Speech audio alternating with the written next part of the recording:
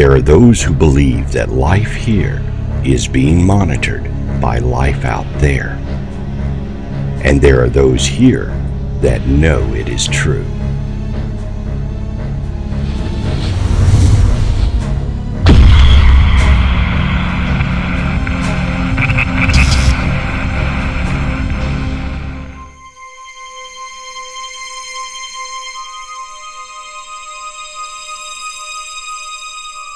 A troubling and persistent phenomenon has been occurring throughout history to people on Earth for centuries.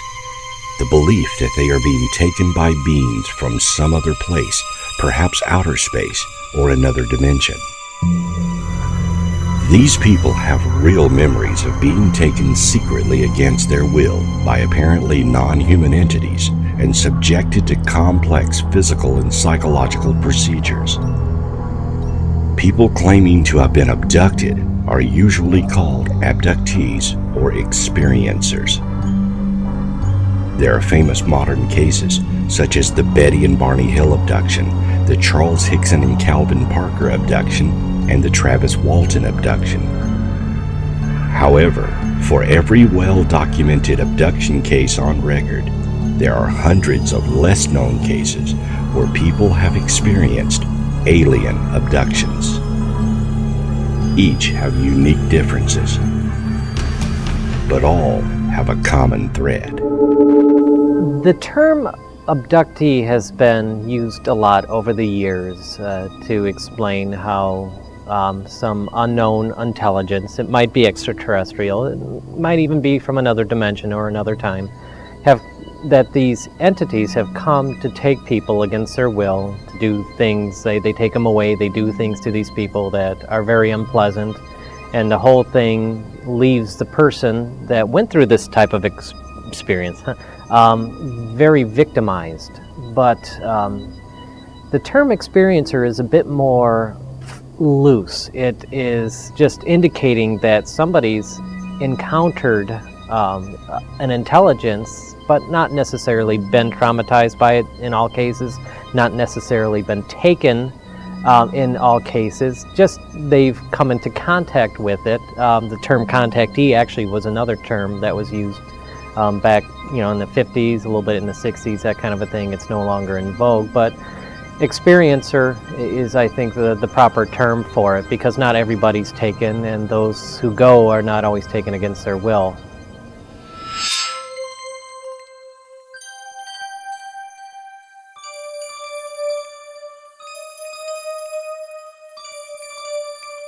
The study of the alien abduction phenomenon often begins with a UFO sighting. The sighting may occur in childhood, and the individual will have UFO encounters throughout their lives. Many abductees remember their encounters, but some require a hypnosis regression to draw out details of their experience.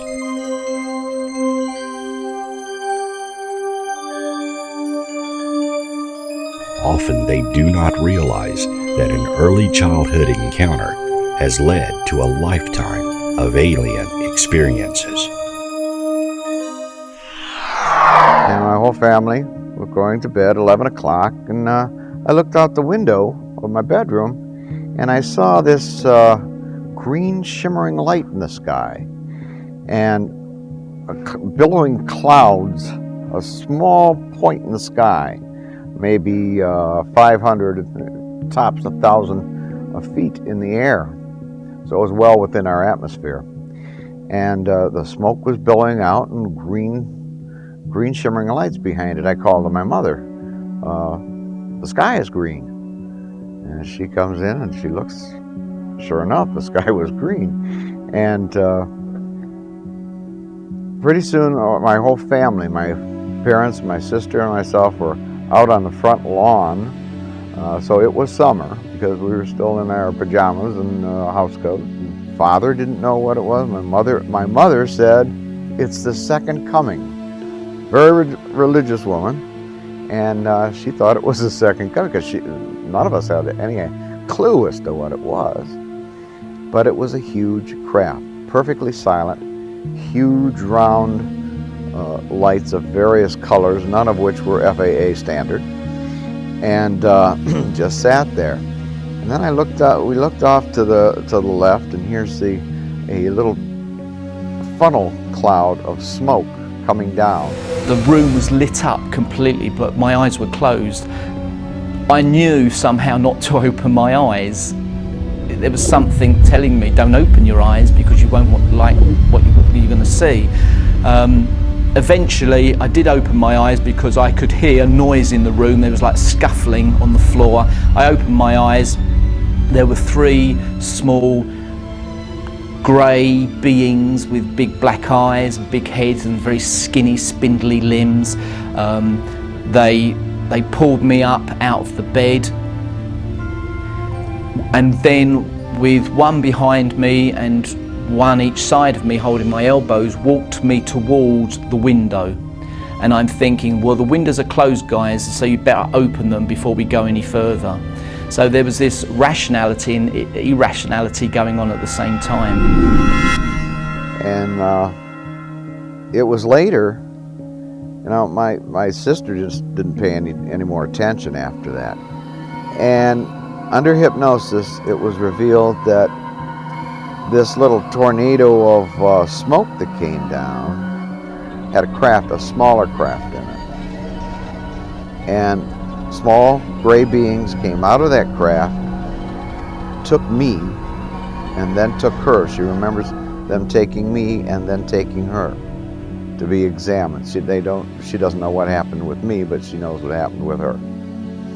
And then returned us. And when we don't know if our parents were taken or not, because when she was returned, I was back on the lawn, and so were my parents. We were all just looking up, like we were frozen in time, okay? And as we approached the window, I closed my eyes. And as I did, I felt this stickiness. It was a stickiness and a feeling of something being pulled very slowly across my face. It wasn't painful, it was just very, very weird. I opened my eyes because I felt cold, I felt wind on my face, and I was aware that I was now floating outside of the window, 3 stories up, looking down at the car park with a very bright light above my head. I couldn't really see what was above my head. I was just aware of this very bright light. One little grey on each elbow, I was aware of them, and we floated up into the craft. And then I can only assume this is the missing time phenomenon. Okay, so when we were all back in place, we were switched back on, so to speak, and the craft had departed. All that was left was that smoke.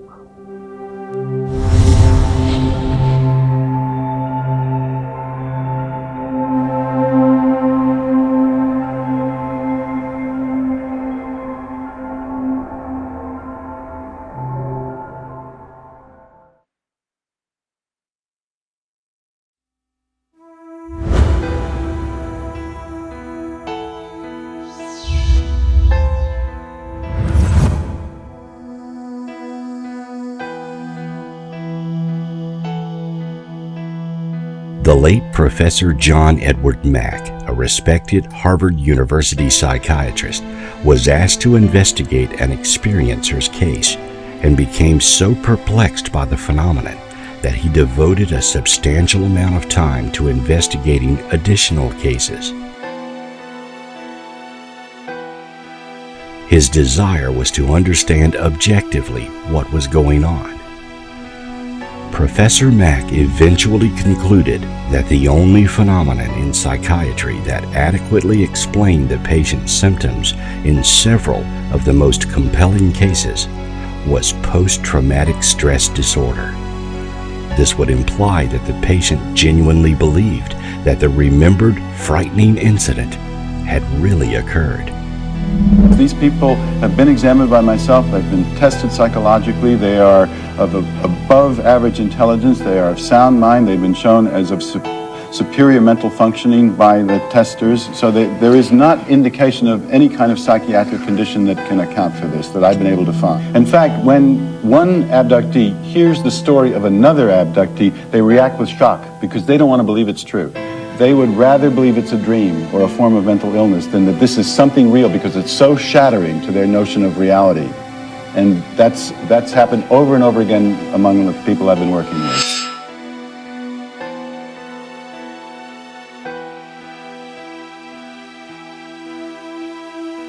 Alien abductions can occur at any time throughout an individual's life. They are rarely a one-time event.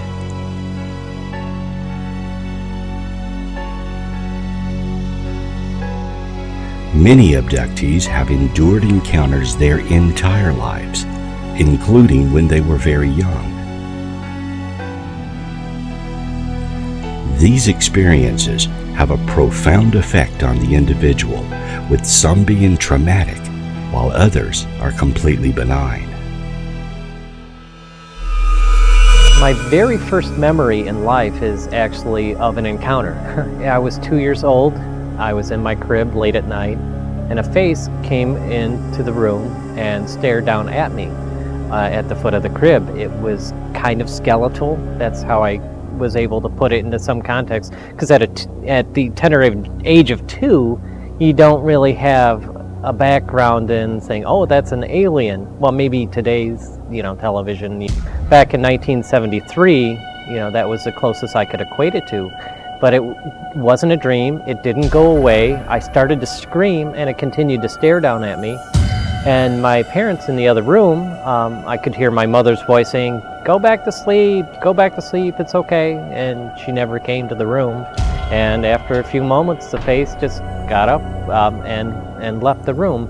I say face, there was a body attached to it, but it was so dark I really couldn't make it out. And I could tell it was on its way over to my brother's room.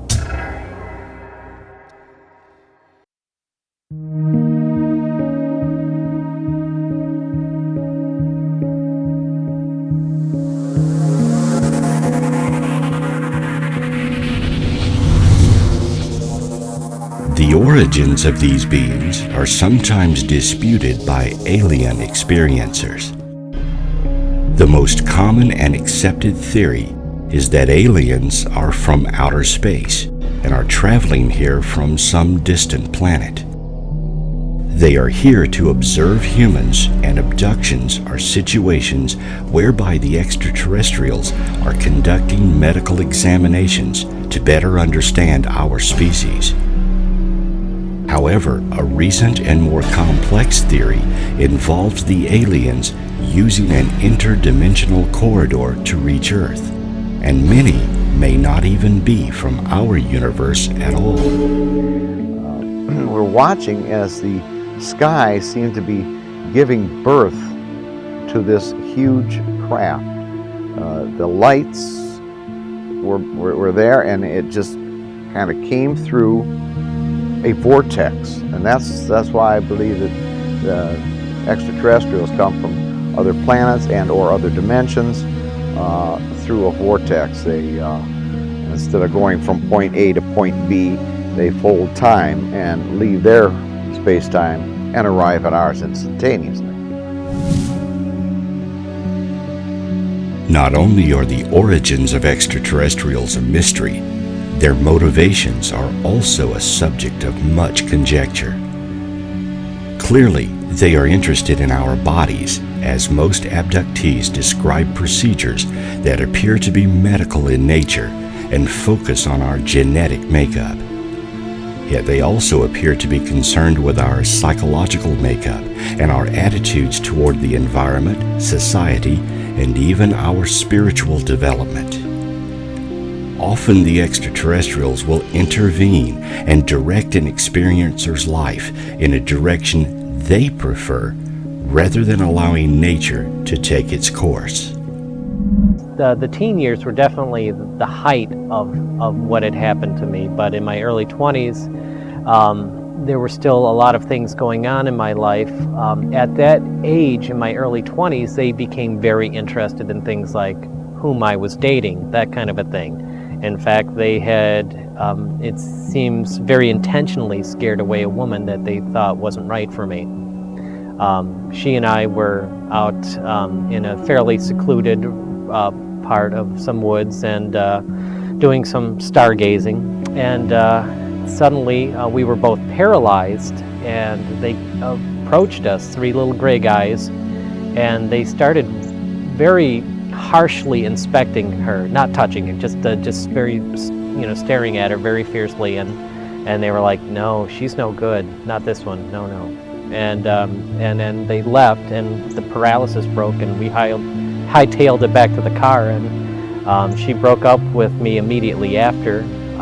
Although I hadn't told her yet, because we'd only been dating a couple months, about my experiences, it seemed like she understood that what had just happened to us had everything to do with me, and she was right in that respect.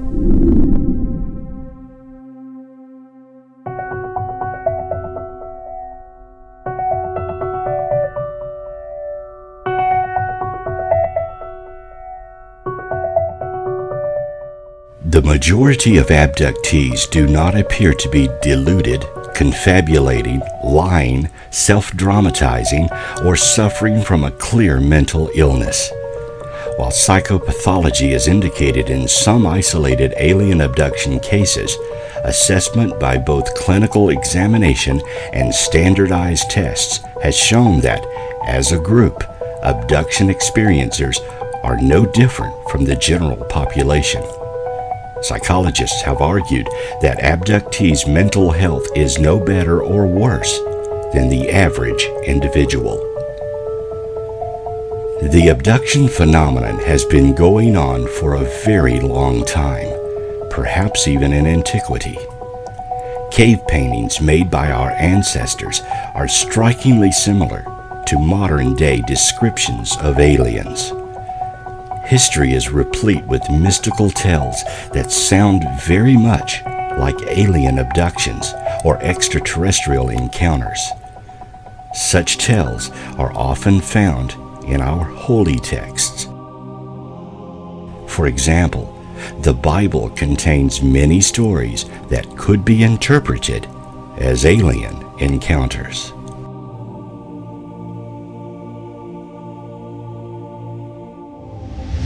Biblical UFO hypothesis tries to examine the connection between those anomalous aerial phenomenon that was witnessed 2,000, 4,000 years ago by Ezekiel, a wheel within a wheel, Moses, pillar of cloud, pillar of fire, chariots of fire. The Romans used to call them flying shields.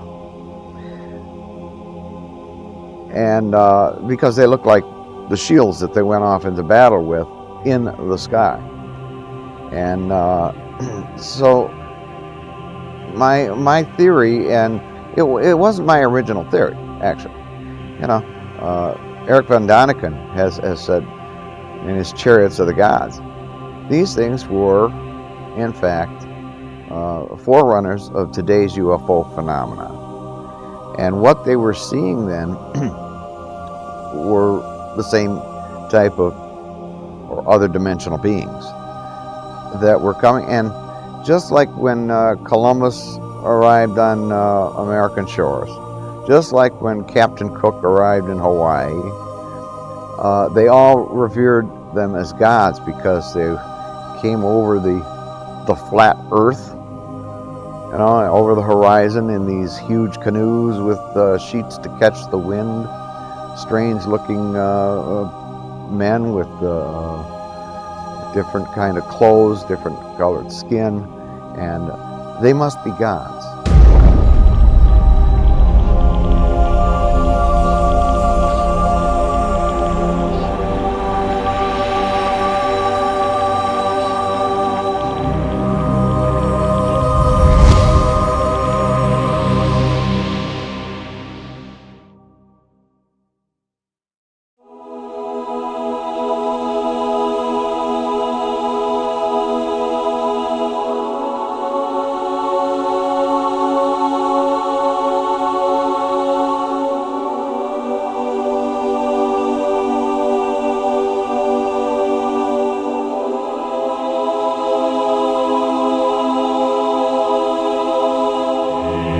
The Bible is not the only holy text that contains references to aliens.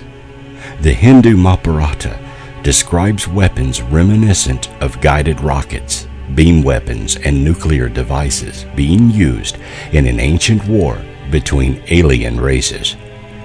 Technologies that, from their description, could only be advanced propulsion systems as well.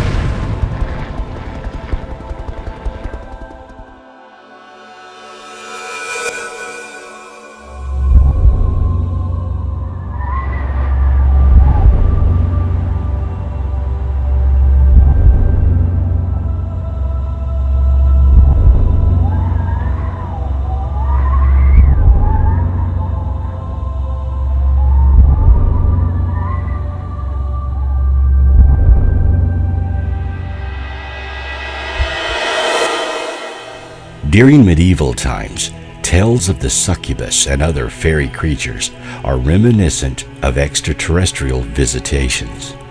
In fact, throughout history, references to aliens, gods, or other beings having come from the stars are quite common.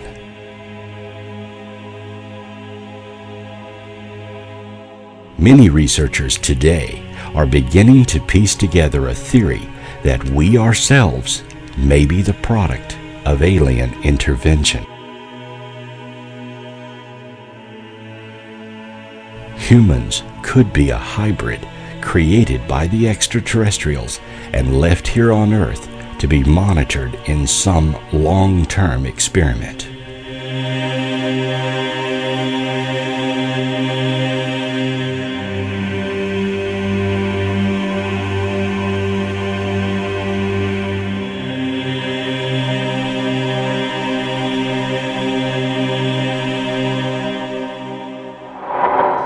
But there are species that we look just like. The reason we look just like them is because I believe that that particular race, or a race like them, came to Earth how many millennia ago, and through genetic engineering, used their DNA, mixed their DNA with a simian creature, an earthbound being, and created our species. So yes, they are our creators. And you go back to the book of Genesis, Orthodox religion is going to say God said he made us in his image. Well, no, it doesn't. It says God said, let us make them in our image. Well, who's God talking to? So the apes and the monkeys that we see today, we're not part of this hybridization. We are.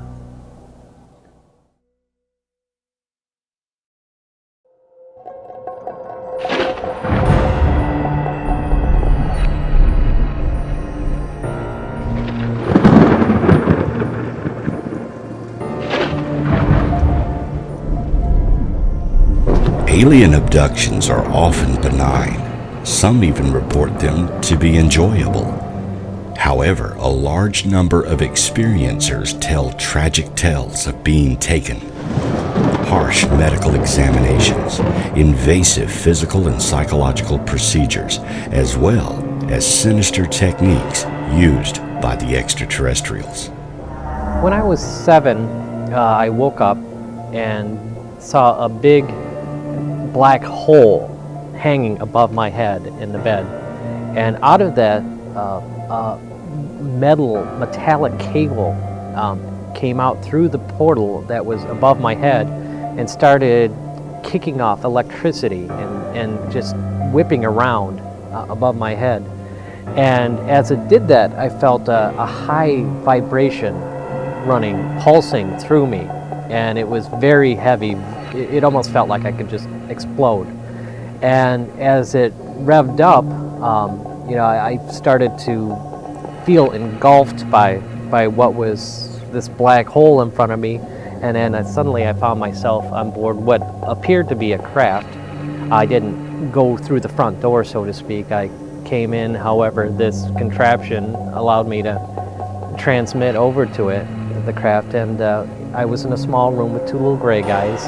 They led me into what appeared to be an examination room, and there was another little gray in there, and then they left me alone in the room. Now, normally when I'm taken, I'm paralyzed. They keep me under close watch, but I'm like, well, this is strange. They just kind of left me alone here in this room, and they don't seem to care that I'm here, so I'm gonna see what's in that door there. So I walked off and I exited a door from the room, walked down a hallway, and I looked back and they were following me. It seemed like they very quickly realized I left the room, but just wanted to see what I would do. And as I walked around this sort of curving hallway, I came to a dead end, and so I had to come back. And as I started back towards them, a door on my right opened up, and I could tell that's where they actually wanted me to go. We went into this room. There was a big metal chair in the center of the room, and they had me sit in it. And the little gray guys that were following me around, they were about 3 foot tall, kind of a charred gray, and they ushered me into a room where there was a slightly taller being that looked a lot like them, but had lighter skin. He was about 5 feet tall, and had a very doctorly type of feel to him. And as I sat in the chair, he looked at me and he said, "Okay, be very good, and you'll get to see the color blue." Now, as a kid, you expect, be very good, you get ice cream, a sucker, some kind of treat, something like that. But the color blue, I'm like, these guys don't really understand children very well, do they?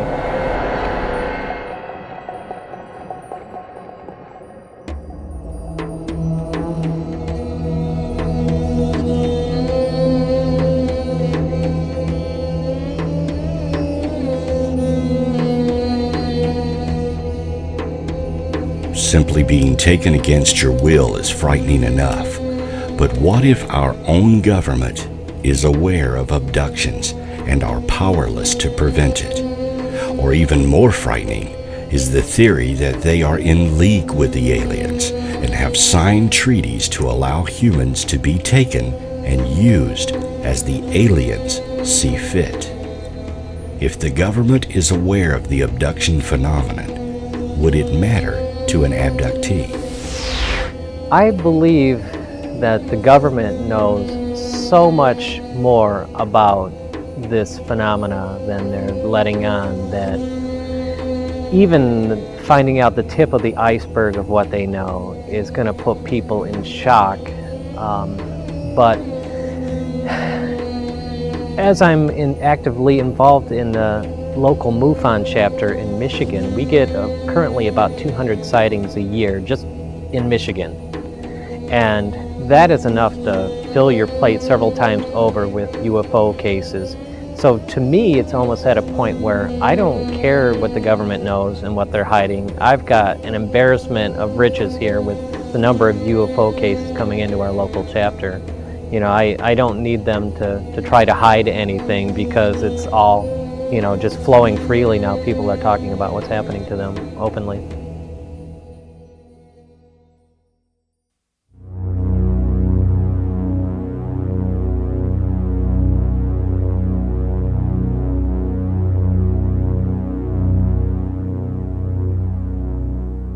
While alien abductions did not achieve widespread attention until the 1960s, there were many similar stories circulating decades earlier. These early abduction-like accounts have been dubbed paleo abductions by UFO researcher Jerome Clark. In an 1897 edition of the Stockton, California Daily Mail, Colonel H.G. Shaw claimed he and a friend were harassed by 3 tall, slender humanoids whose bodies were covered with a fine, dainty hair. Colonel Shaw reported that these beings tried to kidnap the pair. The 1955 publication of Harold T. Wilkins' Flying Saucers Uncensored declared that Carl Honrath and Wilbur Wilkinson, who had claimed they were contacted by aliens, had disappeared under mysterious circumstances. Wilkins reported his speculation that the duo was the victims of alleged abduction by flying saucers. A wave of contactee cases emerged in the 1950s as well. These individuals claim to have been contacted by aliens. However, the substance of contactee narratives is often regarded as quite different from alien abduction accounts.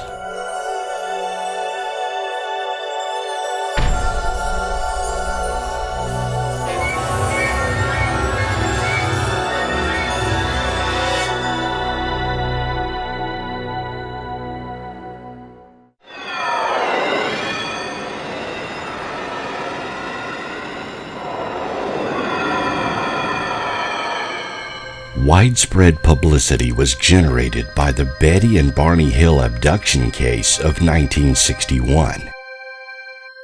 The Hill incident was probably the prototypical abduction case and was perhaps the first in which the claimant described beings that later became widely known as the Greys, and in which the beings were said to explicitly identify as extraterrestrial origin.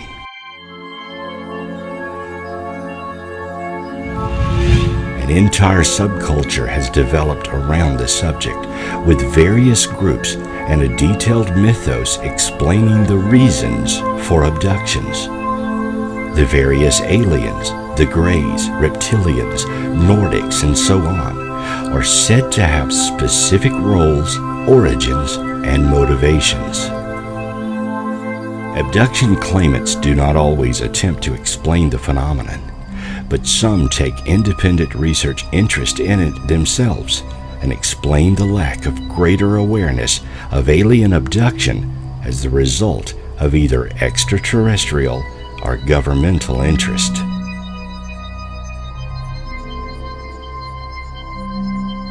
Often, abductees share experiences or recall meeting on board a spacecraft. However, most alien abductions occur to individuals with no way to prove what has happened to them. There's a couple different ways where other people are involved in these types of experiences. Sometimes you find yourself aboard a craft or in some situation where you run into other people. I've never been one of those people to be in that situation where I've been aboard anything and I've seen anybody else, although it's not uncommon. In fact, there's a lot of stories that people I know quite well who have been aboard a craft, have met somebody, and then later in life have actually met that person in real life. And then they were like, oh yes, you know, we've met somewhere before, and they figure out it was on board. I have been involved in experiences along with other people. I've seen UFOs with other people present. There was the time where I was dating a girl, and they came up and paralyzed us both, and that experience was definitely a shared one. So it doesn't always happen when somebody's alone. I mean, go figure, Betty and Barney Hill, one of the most infamous cases, of course, is about a couple being taken. So sometimes there are other people involved. Most of the time, you know, they just isolate you and take you, just the individual.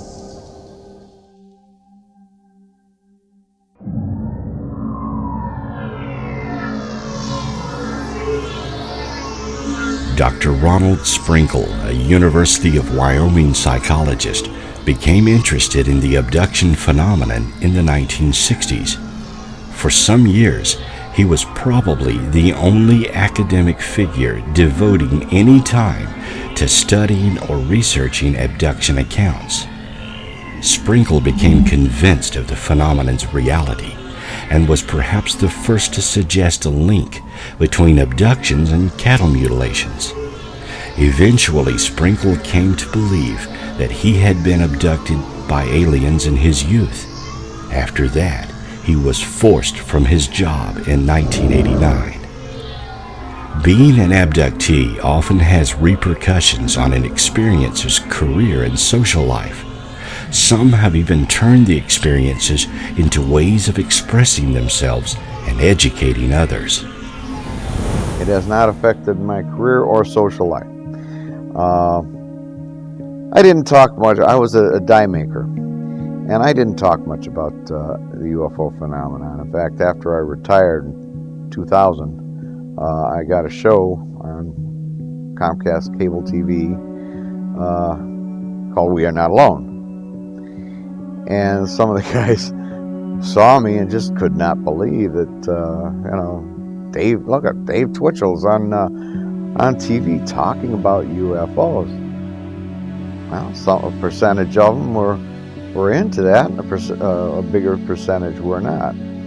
But I did that TV show for 10 years before I gave it up, and now I've been on WHFR radio for the past 6 years, doing the same show, 1 hour interviews. I've worked several places where when they found out about what had happened to me, I could feel a distance suddenly. I was never really openly ridiculed at work, though I do think that at one of the places I worked at, they let me go when they found out about my experiences. But as time went on, I found myself working at a college, a very open-minded environment, and as I've sort of come out there about my experiences to some degree, they've been very supportive, and it's been a wonderful experience being able to actually talk about that other side of my life that had happened to me all these years. So I feel fairly blessed in that respect. My family has had a number of unusual experiences as well, so they've always been supportive. And socially, my friends from high school have, I've told them, all along what's happened to me, and they're still right behind me. And I've been, again, I would say blessed that I've been fortunate enough to be able to share what's happened to me without too much backlash.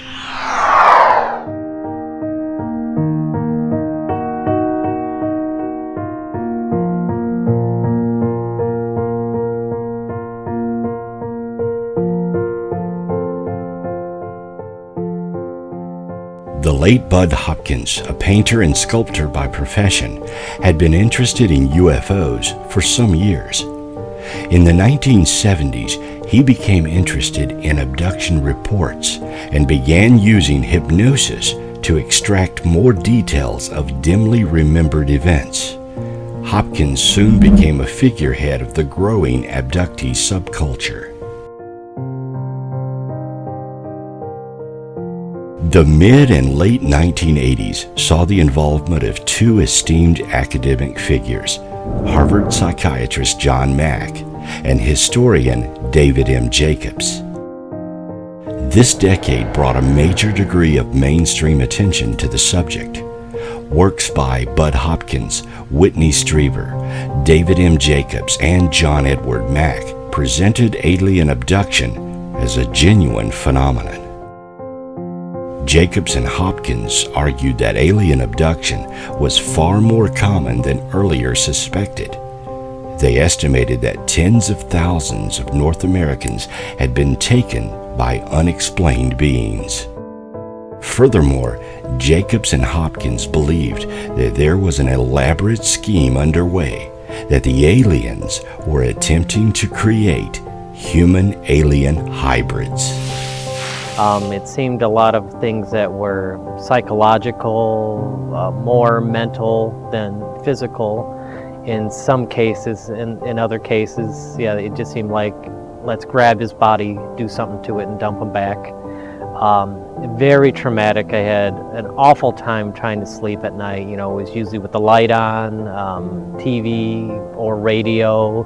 Would usually have the dog in the room. I would put stuff in front of the door so that nobody could get in, that kind of a thing.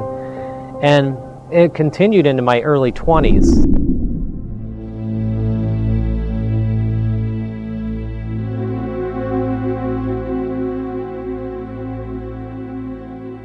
Though the motives for hybrids were unknown, there were anecdotal reports of phantom pregnancy related to UFO encounters, at least as early as the 1960s.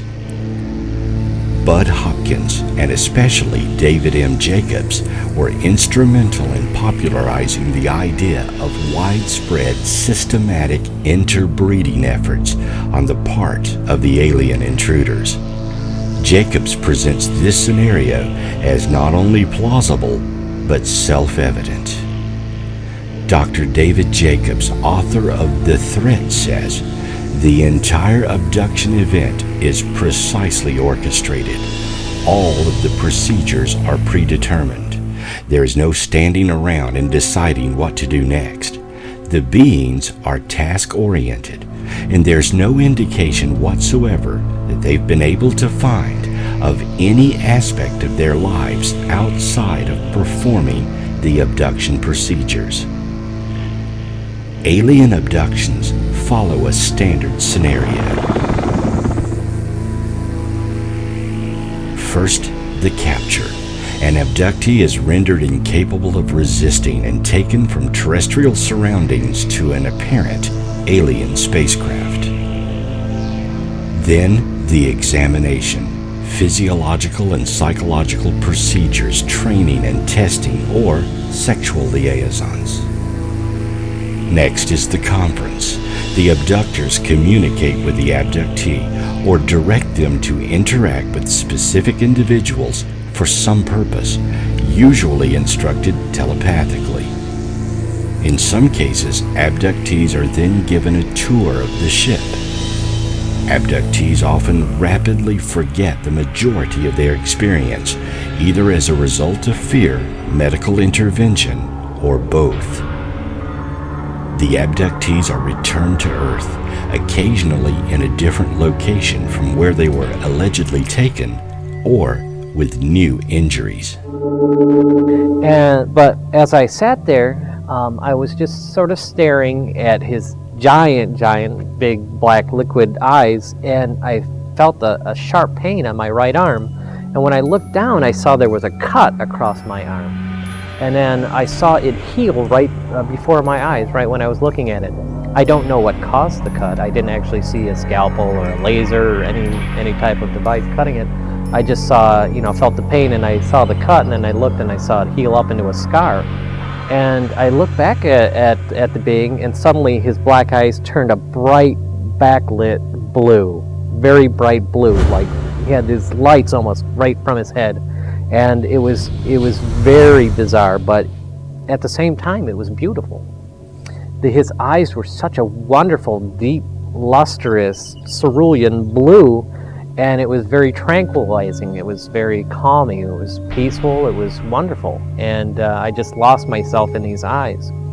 And then I woke up in bed the next day, and I had the scar there, and I still have the scar. In fact, later that same day, the story wasn't over yet. I was playing in the backyard with a friend of mine, 6-year-old from a few doors down, and this mist rolled into the backyard, and there was a little gray guy in it, and he just came to check up on me, make sure I was fine, and it only took a second for him to figure out I was, and then the mist and the little gray guy just continued on through the backyard of the next door neighbors and kept going. My friend didn't even seem aware that there was anything in the mist. We definitely both saw the mist, but only I saw the little guy. And then, that was probably about the end of that one, but I still have the scar. Many experiencers describe unusual feelings after an abduction. They may have a profound sense of love, a high similar to those induced by certain drugs, or a mystical experience accompanied by a feeling of oneness with God, the universe, or their abductors. Whether this is the result of a metaphysical change, Stockholm Syndrome, or prior medical tampering remains a mystery. The abductee must then cope with the psychological, physical, and social effects of the experience.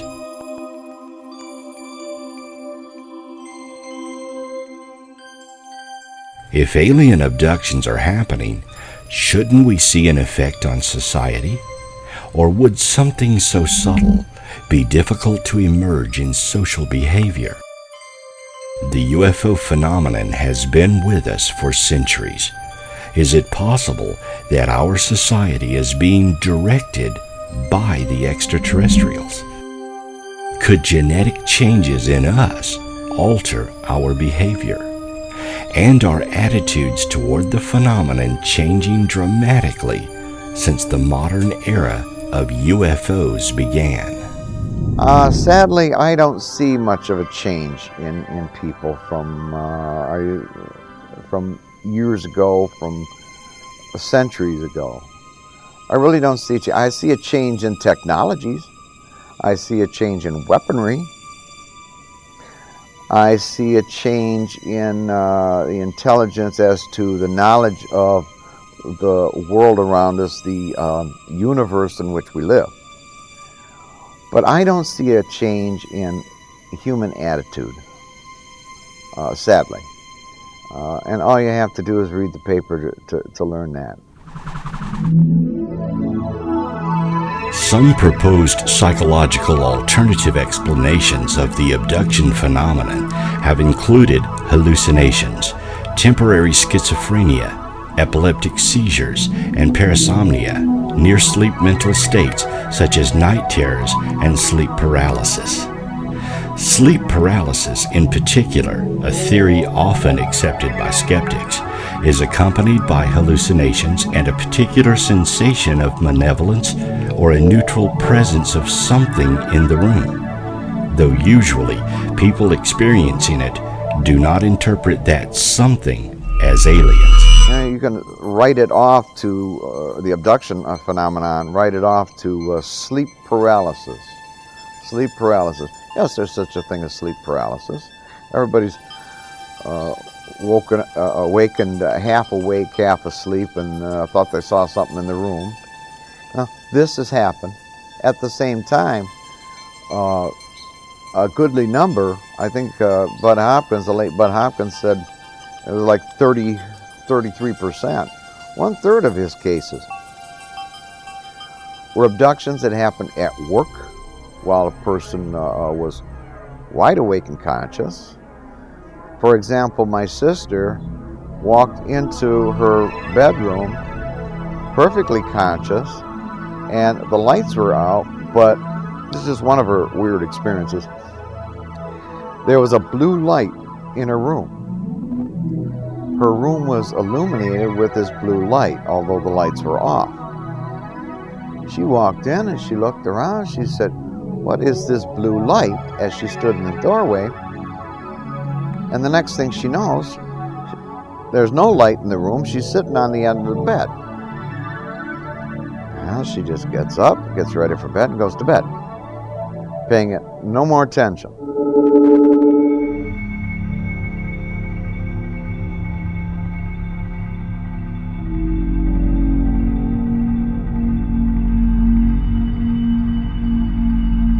Proving alien abductions is difficult without obvious physical evidence. When an experiencer is returned, all he has to prove his encounter are the fragments of memories left intact by the aliens. Though throughout the history of UFO studies, countless cases have occurred that do indeed present physical evidence, many are not aware of this, or the facts of a case are simply ignored. Details in each case often are the proof an encounter happened, but even with specific details, we're left with the account and the sincerity of the witness. I think a lot of people, if they don't see it and it doesn't affect their life, they have the luxury of ignoring the phenomena. I mean, if they buy into it and it questions what they've been taught in their religion, for example, why would they entertain that if they're comfortable with their religious teaching? If it doesn't affect their life in any other respect, they can choose to ignore it, unless it comes knocking at your door. I think a lot of people say, I don't have time or space for this in my life, and until it becomes an issue where it's going to affect my world, then I'm just going to ignore it. If the evidence that has presented itself both circumstantial and direct evidence is not enough to sway people's opinion, then nothing's going to prove their existence except maybe, and I say maybe, them landing on the White House lawn, which almost happened a couple times. The earliest is 52, I believe, 54. I think it's 1952, when they overflew the White House. That's when Truman said, shoot him down. You know, he's all right with, while he's in Washington and there's a crash out in Roswell, New Mexico. Now that's all right, we'll deal with that. But when they start overflying my house, shoot them down if they don't answer your hail.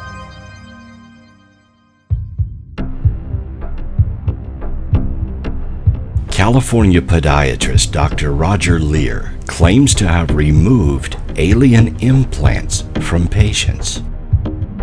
Alien implants is a term used in ufology to describe a physical object placed in someone's body after they have been abducted by aliens. Claimed abilities of the implants range from telepresence, mind control, and biotelemetry, the way we tag wild animals for study. As with UFO subjects in general, the idea of alien implants has seen very little attention from mainstream scientists. We found in several cases that they put out an electromagnetic field measurable on a Gauss meter of about 6 milligauss. And if anybody's into electronics or radio, you'll know that's a pretty strong magnetic field. When they're taken out of the body, they don't do anything. Also on an instrument called a trimeter, we get a mid-range reading on a combined scale, electrical scale, and magnetic scale. And that's also a pretty strong reading. We have an electrical engineer that we've used, and he has designed a special probe that's connected with an oscilloscope so we can read the waves and see what it looks like. And he says there's a good indication that there's something going in and there's something coming out. So obviously these objects are in communication with somebody at some distance.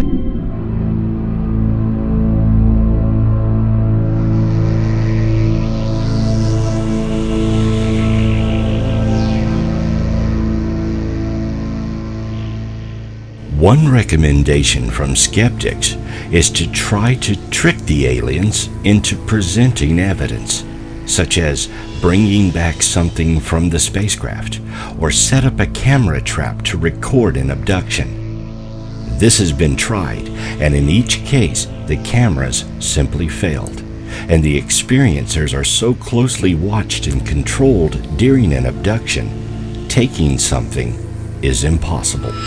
I've never done anything like set up a camera or any sort of recording device to try to track my experiences, since they happen so infrequently. It would be a very disciplined effort to try to set up a camera for something that maybe happens only, even at the peak of when I was having these experiences, every few months, which is still a lot. In the past decade or so, I really haven't had the same types of experiences that I had prior to this to try to do it now. But yeah, it happened so infrequently that I was never really able to set anything up that I thought would catch anything. I find that the best cases are cases where people are coming forward after 20, 30, and 40 years. Finally coming forward with these cases that where they had lived at the time in Michigan and saw this, had a very close encounter, like myself, like my family, with a UFO. Not just a light in the sky, but a close encounter where it's a couple hundred feet away and you can see it's perfectly silent. It has no visible sign of propulsion, has no wings, has no rotors, makes no sound. What is it? You know, and then it hovers, shoots off. What do we have that would, cancel out the inertia to where the pilot would not be a grease spot on the wall when it takes off, you see. So, yeah, I've heard of a lot of cases with Michigan MUFON. Some of them have good evidence. But personally, all I can say is my sighting. Now, I can't convince you, I can't convince your viewers that my family actually saw this thing. You know? But what would be my motivation? I've written 3 books. Is it to sell books? Trust me, you don't get rich selling books on UFOs. So, but the purpose of the books is to get the word out there, to let people know we're not alone.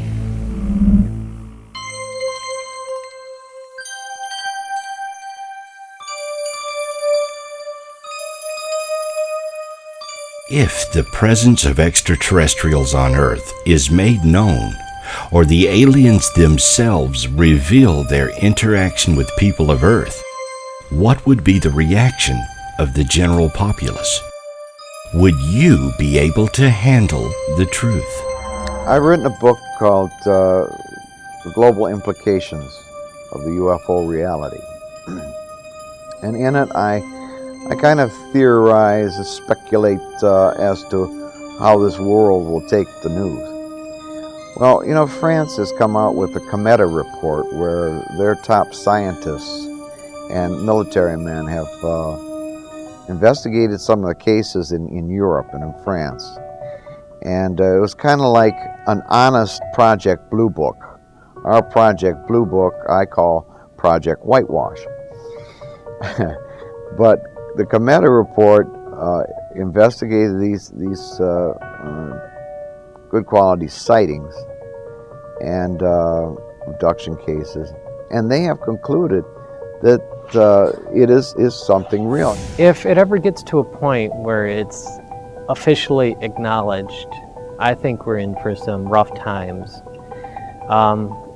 When I found out about the LA riots, just a very, very small percentage of people that rioted in LA so many years ago and what they were able to do to the city, I think a very, very small people will handle something like this very badly. They won't be able to accept it. It'll turn violent, and even, again, just with a very small percentage of people, they can cause a lot of mayhem. And I think that with the modern media being internet-based, that all sorts of opinions on it are going to be clashing with each other for years. I think it's just going to be awful, unfortunately. I mean, and it's not to say that it shouldn't happen, because it's a growth thing. You know, we need to get beyond this closed-minded view that we have that we're the only ones. But yeah, those are going to be some tough times, I think.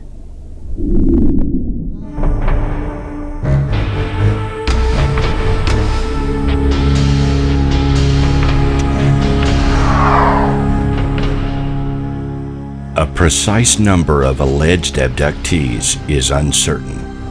One of the earliest studies of abductions found 1,700 claimants, while other surveys argued that 5 to 6% of the general population might have been abducted. If true, that would be a huge number of people being taken. Best evidence I have found is my own sighting. Seeing is believing. Most researchers have a lot better cases than I have. The Betty and Barney Hill case, the Peter Robbins doing the Rendlesham Forest case. In Michigan, I'm from Michigan, of course, and I'm with Michigan MUFON. We get a lot of I saw a light in the sky cases. These light in the sky cases are something else, because these people are convinced that they're seeing something anomalous when it's just a light in the sky. I think that the best evidence, and I do get asked occasionally, you know, what's the best evidence for the reality of extraterrestrial, if that's where they're from, visitation. And I just think it's the raw number of people that have had these types of experiences. There are those who are open about it, but that's a minority for certain. A lot of people that I speak to will come up to me and say, I've never told anybody this before, and there are a lot of people that deny having these types of experiences when they know themselves that they've had them. So, and it continues, it doesn't stop, it doesn't let up. And generations in the past and generations to come, it seems, unless some major change happens, are going to continue on this same course of having these types of experiences regularly. And whether people choose to acknowledge it or ignore it, it doesn't matter to the phenomena. The phenomena will just continue. You can't make it go away. It's not a fad or anything like that. We may never know the full agenda of the beings responsible for alien abductions. Further research is needed. However, with each new case, we gain more knowledge of the alien agenda, and we become better prepared for the day when we will have full disclosure.